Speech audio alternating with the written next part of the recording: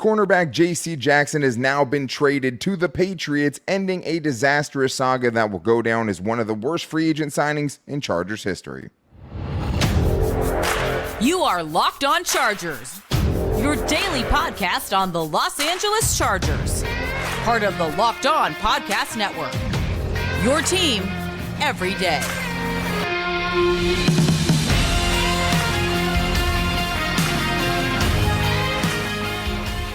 What is up, and welcome into the Locked On Chargers podcast. I'm your host, Daniel Wade, joined as always by my co-host, David Drogemeyer, and we've been covering the Chargers together for 8 seasons, but this is our 6th year as the host of the Locked On Chargers podcast, bringing you your team every day. Thank you guys, as always, for making us your first listen today, and to make sure you never miss the show, go subscribe or follow for free on the Locked On Chargers YouTube channel, and listen wherever you get your podcast from. David, what do we got today? Today, Daniel, we get into the bombshell trade. The Chargers trade J.C. Jackson to the Patriots. And then we talk about what went wrong and who is ultimately to blame for this whole situation. Yeah, I think there's a lot of blame to go around. Something that we were excited about at the beginning, right? And just never clicked, just never worked out. But today is Crossover Thursday. Wish we were doing a crossover as opposed to talking about this disaster of a free agent signing. But it's brought to you by PrizePicks, the easiest, most exciting way to play daily fantasy sports. Go to prizepicks.com/LockedOnNFL. Use the code lowercase LockedOnNFL for a first deposit match up to $100. Where do you even begin, David? J.C. Jackson now will be traded to the Patriots. The report is that New England will trade a 2025 6th-round pick to Los Angeles, and the New England will end up getting a 7th-rounder in 2025 back with J.C. Jackson. So now it's official. Basically, this is a salary dump for the Chargers. I mean, they're not getting anything back. It's a pick swap, and they're cutting ties from something that was definitely not working out and something that reached kind of new stages of volatility, of instability over the last couple of weeks. But David, it's hard to imagine to say that we would see this coming, because now we have the full picture of J.C. Jackson's Chargers career, and it really was an unmitigated disaster. Oh, it absolutely was. I mean, I think after having so much anticipation for this move and being so excited for this move, and how could you not, right? I mean, you look at J.C. Jackson's pedigree and what he did with the Patriots. He was one of the best corners in the NFL. I mean, he had more interceptions over the last 3 seasons than anybody else by a mile, and it wasn't even close. So there was plenty of reasons to be excited about J.C. Jackson. Unfortunately, that never really materialized in a Chargers uniform. And, you know, as far as a reaction to this, I mean, I was really shocked. I mean, I was surprised just because this is not a move that the Chargers typically make. Like, even in the situation where they have something that's clearly not working, they usually ride it out till the end of the season and then cut bait there. So I was probably more surprised than I should have been, because, I mean, obviously with the benefit of hindsight, it seems like the writing was on the wall, especially as it led up to the trade. But it's not a move that Telesco makes, so it definitely shocked me. Yeah, when, like you talked about before the show, I mean, just for what they paid to this guy, for what they ended up getting, is going to go down as, you know, in the pantheon with some of the worst Chargers moves. It's $38.5 million for 7 games. That is how much the Chargers paid for 7 games worth of J.C. Jackson's services. It doesn't get any more blatant than that. And in those 7 games, right, 7 games, 5 touchdowns allowed to only 1 interception, more touchdowns allowed than he had pass breakups in those 7 games. Allowed a healthy 19.5 yards per catch per PFF on the, you know, receptions that he allowed. Yeah, I mean, it's not good. And it's weird because obviously it was coming off of one of his better games. I mean, when he ended up being a healthy scratch going into week 3 against the Vikings, he was much better than he was week 1 against the Dolphins. But he definitely was. Man, I mean, I think part of the thing that's a reaction for this, too, is just like, you know, the Chargers' best case scenario this year for their defense was him returning to form and hopefully getting something out of it. And I think he was probably a little better this year than he was last year. But, like, the hard thing is, David, is like, did we ever see a healthy J.C. Jackson take that field for the Chargers? Like, no. I don't think that we ever did. So it's hard to really put, you know, the right context of, you know, what it could have been. But it always seemed like it was a square peg in a round hole, right? Like once it started, once we saw him on the field. Obviously, we liked the move. It was a big move. You had a problem finishing games. You went out there and got a closer who could end games with an interception, could end games with a big play. And now, unfortunately, it's going to go in the pantheon of guys like Derek Cox and Jared Gaither and Robert Meacham and David Boston, as a lot of the old heads brought up, is just one of the worst free agent signings in history of the Chargers franchise, and especially recently, especially Tom Telesco. I mean, you could throw, Derek Cox was kind of the J.C. Jackson before J.C. Jackson, but this was getting one of the top guys in his sport, right? Yeah. And expecting a lot from him, and now it's just going to go down as another Patriots player that leaves and gets immediately worse. And now, of course, it feels like he's going to go back to the Patriots and get better again. But David, there's so much that went wrong here. I mean, the timeline of this has maybe always been building towards this. We were hoping maybe it was building towards a comeback, but there was a reason why neither of us picked him to be the best cornerback for the Chargers this year. We took a lot of heat for that when we said it. Yeah, but sure did. It was always asking a lot for J.C. Jackson to improve that much from the version of him we saw last season. And when you look at the timeline, David, I mean, I think to me it all started with the weird ankle surgery that was a non-injury related surgery right before the 2022 elective season. surgery, might I add. And it felt like it was all downhill from there. Yeah, it absolutely was. I mean, that was just a weird situation, a weird kind of timeline for that. Like, you had just came off of some joint practices where Brandon Staley said you played, in quote, beautifully in those 2 days, and then you have a surgery on something that you said that you didn't deal with all your life, and then it comes out that you have been dealing with it for a while, and it just seems like the timing of that was off. So you have that elective surgery, you miss time, and then you come back, and then ultimately you play so badly that you get benched against the Broncos. Michael Davis has to come in, take over, and the Chargers actually end up winning that football game. Of course, in week 7, you come back and, that's where he ruptures his patellar tendon trying to defend a pass in the end zone, and that ends his season. And so, then it just goes straight into, the issues of this year, starting off with issues with the mental mistakes that happened in week 1 against the Miami Dolphins. That stupid penalty, the pass interference penalty, that was egregious. Which is horrible. It's horrible. I mean, you're a veteran, JC. Like, you can't make those type of mistakes. There's really no kind of excuse for that. And then, of course, him getting benched, and then ultimately that leading to him getting traded, which was just an insane kind of trajectory, roller coaster ride that ultimately all just went downhill. Yeah, I mean, we never saw a good version of J.C. Jackson. I mean, it's hard to point out a singular game of those 7 games that got paid $38 million for. Where he was dominant, yeah. He was that guy, right? But all of the things that you talked about seem to kind of boil over, according to Daniel Popper of The Athletic, where he says, behind the scenes, the Chargers weren't getting the focus that they needed to day to day, which is what prompted them to end up making J.C. Jackson a healthy scratch in week 3 against the Minnesota Vikings. So it was happening after the Titans game. I'm guessing because he was in a rotation with Michael Davis in that game, probably is what led to some of this.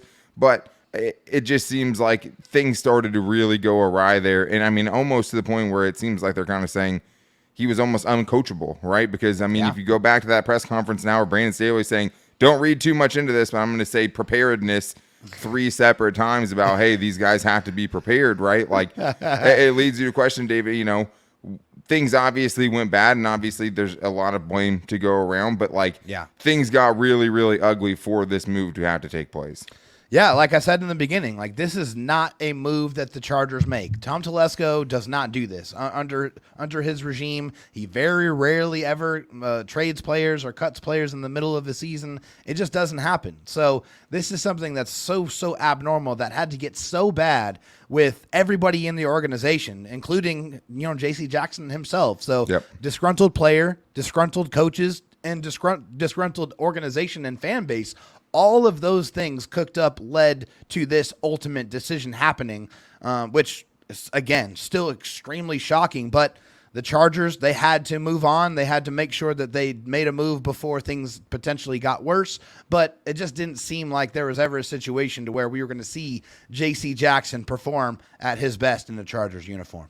Yeah, and it sounds like he started to become a cancer in the locker room is kind of what I'm taking away from it. And they cut it out like they did with Jerry Tillery. What that means is eating a ton of money, not really getting anything back. And at the same time, all that money he's getting paid over this year and last year probably could have been spent better elsewhere, which leads to who really should be to blame for this, because I know a lot of people saying Brandon Staley didn't use him right.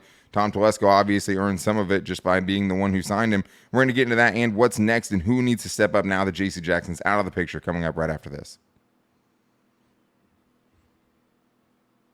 First, though, I need to tell you guys about PrizePicks, which is daily fantasy made easy. And PrizePicks is super easy. All you have to do is pick 2 to 6 players and decide whether they will have more or less production than their PrizePick projection. And the more entries you get right, the more you win. If you win all of them, if you can get 6, you can win up to 25 times your money. PrizePicks, another great thing about it is they offer weekly promotions that can lead to big payouts like Taco Tuesday. Who doesn't love Taco Tuesday, right? I mean, with Taco Tuesday, PrizePicks discounts select player projections up to 25% to provide even more value. That means even better matchups for you. And my favorite part about PrizePicks is that you just go off of the matchups you want to use. So you're not going up against 1,000 other people inserting lineups that are 90% the same as yours. You're getting to pick the projections that you want to go for to win the way you want to win. So go to prizepicks.com/LockedOnNFL and use the code LockedOnNFL for a first deposit match up to $100. That's prizepicks.com/LockedOnNFL with the promo code LockedOnNFL for that deposit match up to $100. PrizePicks, daily fantasy sports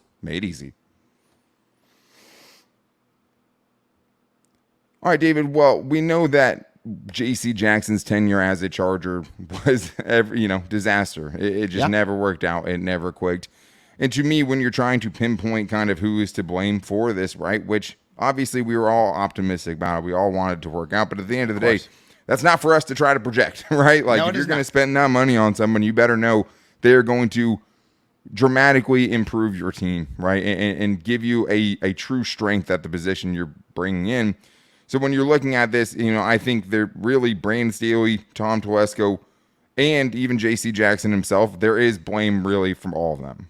Yeah, there absolutely is. I mean, Tom Telesco and Brandon Staley get together to consummate this deal, and Brandon Staley strongly advocates for J.C. Jackson. Tom Telesco really wanted J.C. Jackson, so they make that deal, and then so they bring him into the building, and it just never seemed like it was a scheme fit situation. And then for J.C. Jackson, I mean, he has to share some of this blame as well, and here is where it is for me. You had surgery in week 7. You ruptured your patellar tendon. You were out the remainder of the season, so that means you had the entirety of that season, including the offseason while you were rehabbing, and the entirety of this offseason to get in that playbook, get with those coaches, understand which is what he said he did, leverages. Right? That's what he said that he did, but the production on the field or lack thereof, I think, speaks to that not happening. Now, Brandon Staley also, I don't think, put him in the right position to succeed. I don't understand in your mind, Brandon, where you thought it was a good idea to put him one-on-one with Tyreek Hill after he's coming back from a very, very serious leg injury. I mean, that's an injury that takes a lot of people's careers. So putting him in that situation where he's born, he's going to fail, like he's destined to fail, I don't think is the best way to ramp him up. So I feel like Telesco and Brandon Staley should have had a better plan on his recovery and his return to play and kind of phased him in instead of throwing him, out of the frying pan and into the fire immediately. So everybody shares in the blame for this decision. Yeah, and I mean, I think when you're looking at Telesco, right, like this isn't the big miss he's had, like the only big miss he's had, taking big swings. And like, whether you're looking at Brian Bulaga or Orlando Franklin, or even way back when he brought in Derek Cox as his kind of first marquee free agent signing, they've struck out on a few of them, right? I think, honestly, he's been better with the bargain bin guys, like the Casey Haywards, right? Like we saw last year with Kyle Van Noy, Morgan Fox, all of those guys, like.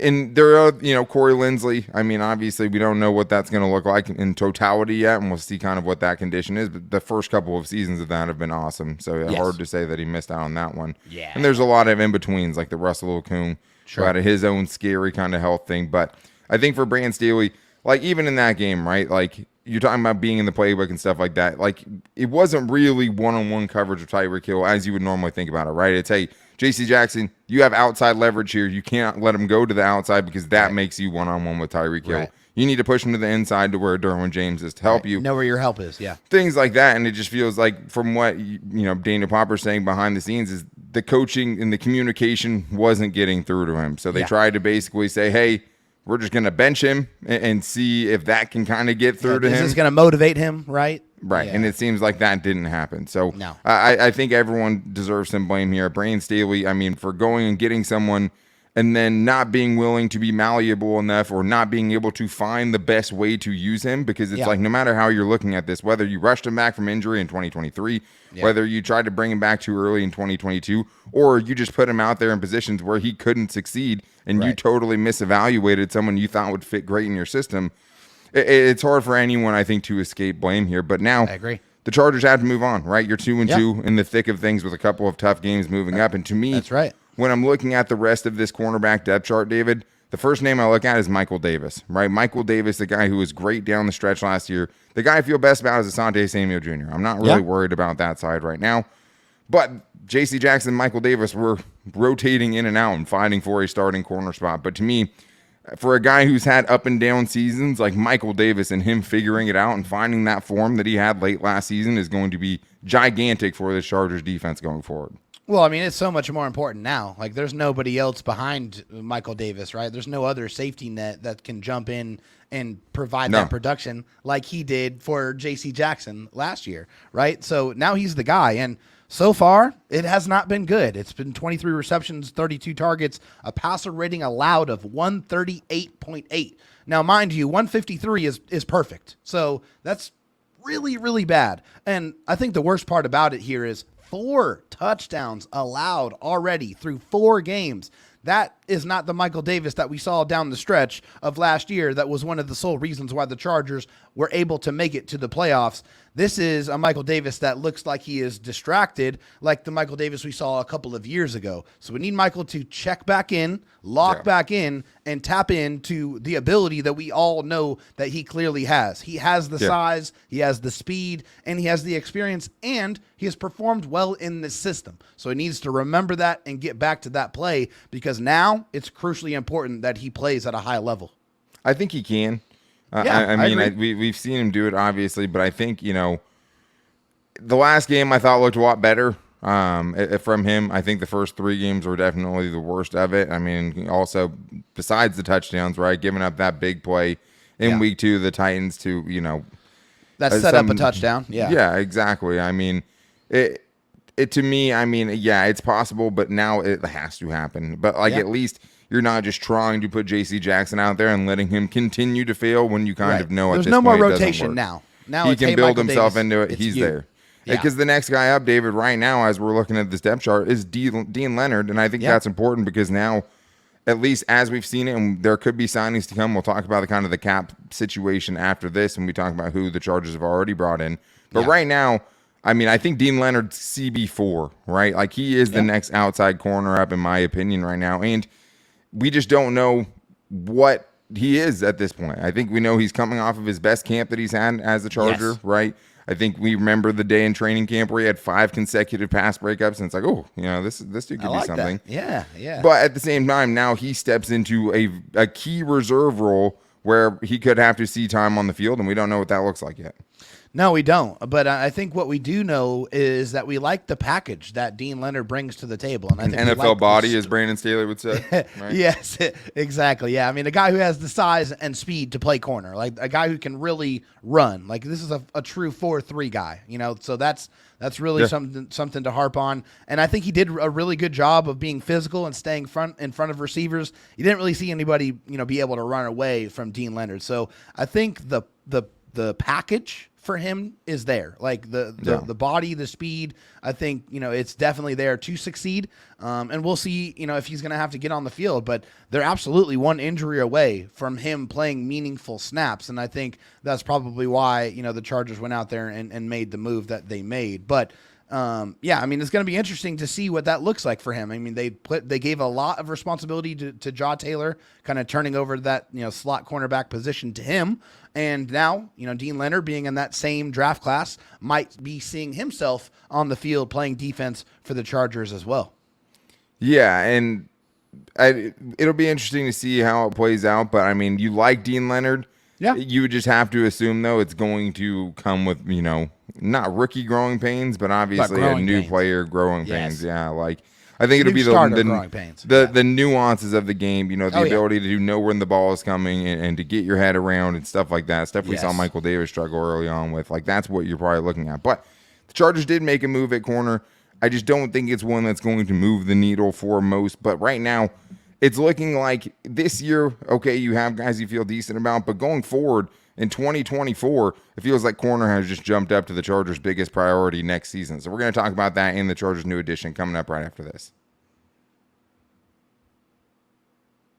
First, though, I do need to tell you guys about FanDuel. Snap into action this NFL season with FanDuel, America's #1 sportsbook. Right now, new customers get $200 in bonus bets guaranteed when you place a $5 bet. That's $200 in bonus bets, win or lose, and all you have to do is bet $5. If you've been thinking about joining FanDuel, there's no better time to get in on the action. The app is super easy to use. There's a wide range of betting options, including spreads, player props, over-unders, and so much more.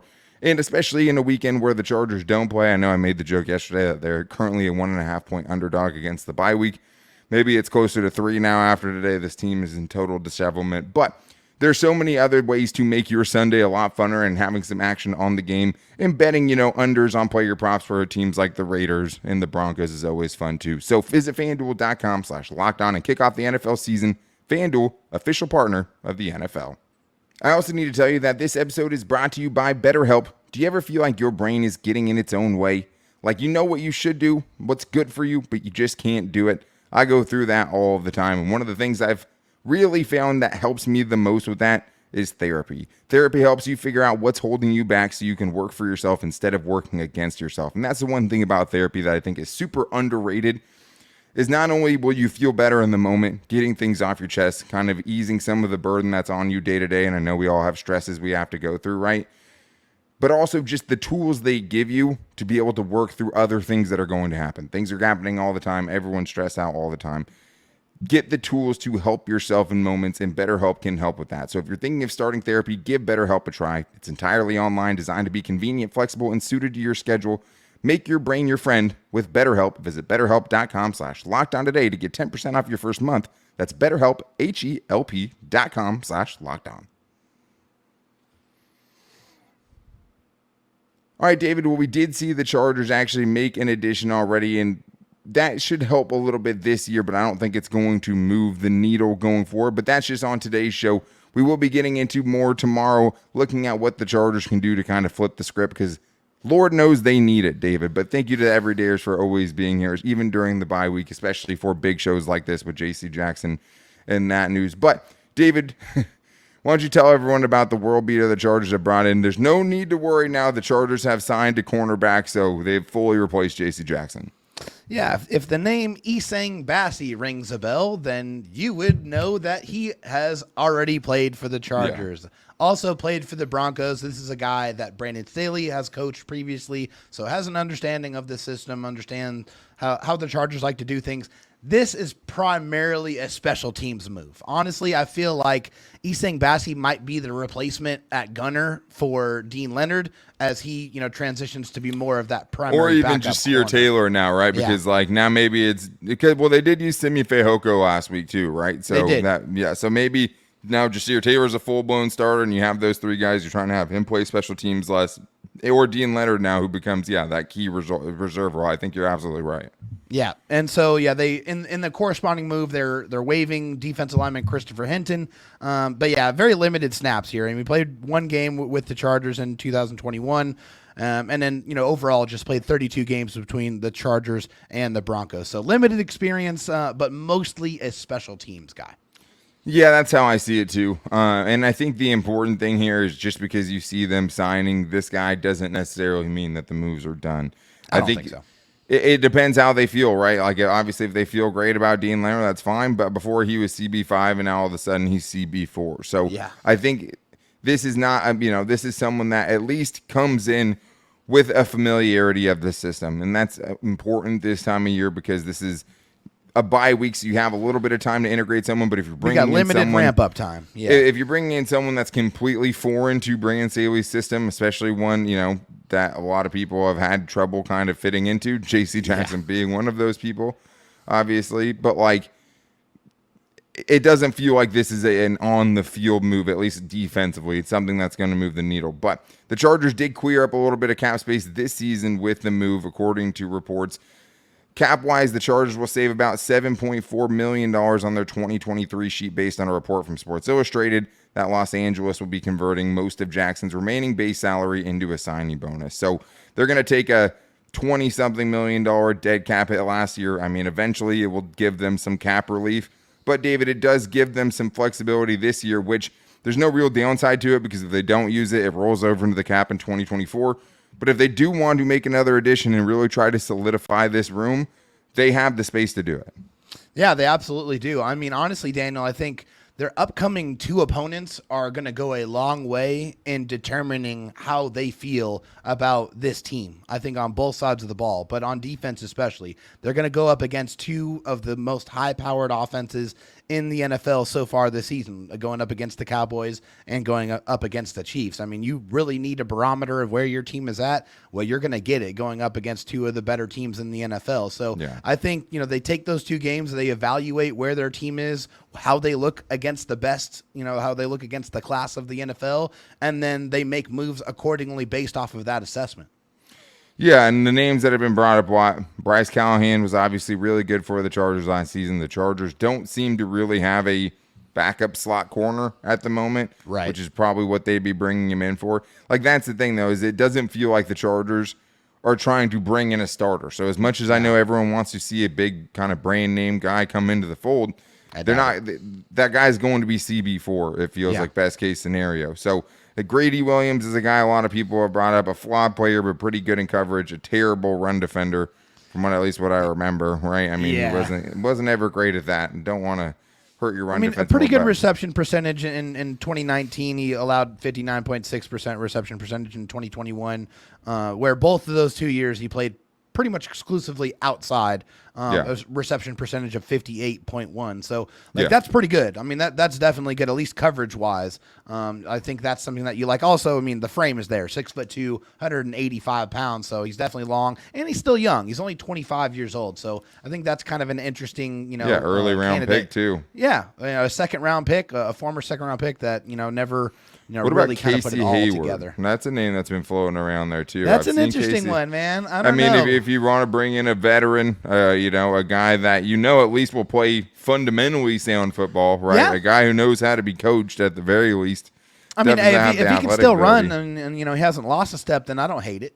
Yeah, I mean, there's options out there, but I think the main thing about who they bring in for this, it's not going to be a starting level player. It's not probably going to be a big name that you're looking for. But things have changed a lot today, David, because even though we are probably a little skeptical about what J.C. Jackson's role would be going forward because of the play we've seen last year and obviously in the early games this season, now it looks a lot more dire because going into 2024, the only corners that you have under contract are Dean Leonard, Jasir Taylor, and Asante Samuel Jr., who will also be entering the last year of his contract. So now, cornerback David has shot up the offseason priority list for the Chargers and their draft list as well.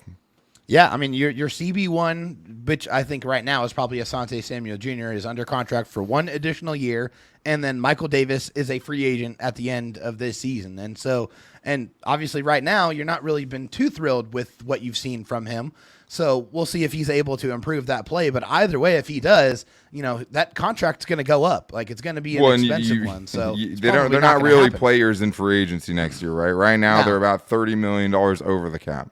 Right, yeah. So they're going to have to make a move. Doesn't feel like an option, really. No, they're going to have to make a move highly in the draft. It seems like that is going to be where they're going to have to focus, and it's going to be, Brandon Staley trying to find that number one corner that he, desperately needs in his system. Yeah, it just feels like it puts things even more in flux about what this team's going to look like in 2024, right? With huge contracts that may have to come off the books, with four guys making $30+ million outside of their quarterback that just got paid, right? Mm-hmm. Things are a mess right now, at least going forward, at least the way it looks right now. So I think it's definitely, now it's one of your biggest priorities. Tight end is going to be a big priority for you, too, with Gerald Everett in the last year of his contract. There's only so many things that you can address early.